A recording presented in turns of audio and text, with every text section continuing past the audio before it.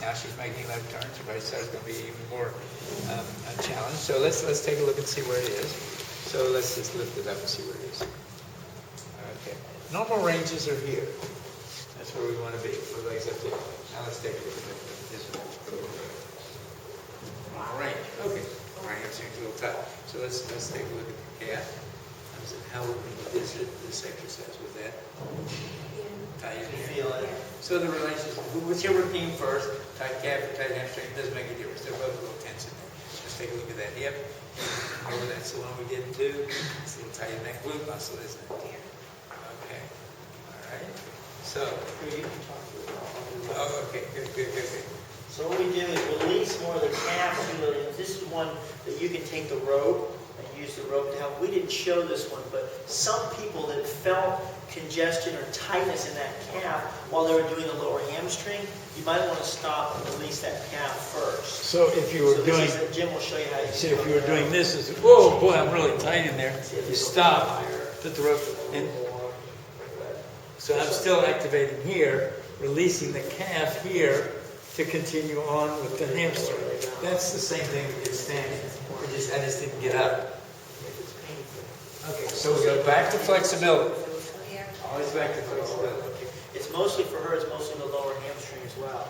So we're sort of starting slowly, relaxing all the other areas for the ankle. And this is how you can assist. One of our books, the Wharton Stretch book, shows you how you can assist each other in your own range of motion. Exactly. So you can pair up, do partner flexibility. Just always make sure you're not overdoing it. As they work, you just kind of follow them along. Whereas if she keeps doing this thing here, she's going to keep irritated. Now, Phil's also found, because of the way we isolate, that it's more in the lower than it is in the upper. So that tells us what hamstring strength exercise to address the strength. That calf is so tight, so we're doing another set of the calf to open up a little more. And the second set, so we've got a lot more blood flow, and it's moving along. That you feel that difference in the range. Now let's go to the lower hamstring again, after we reset the calf, and then she uses her quad.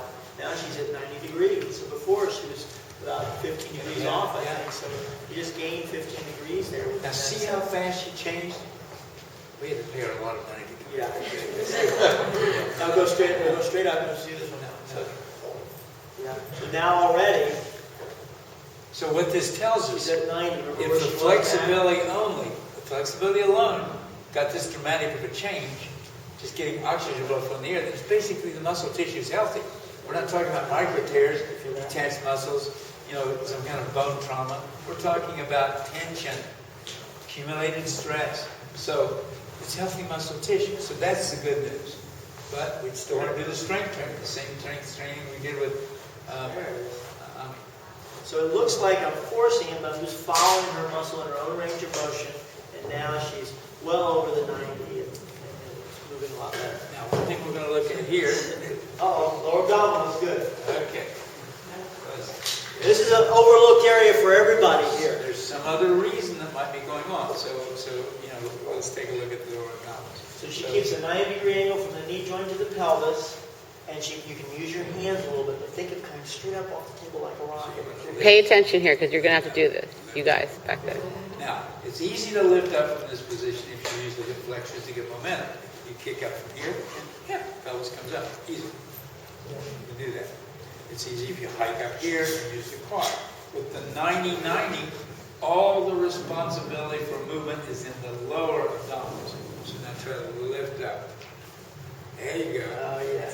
Again, feel them? Feel them working? That's the lower abdominals.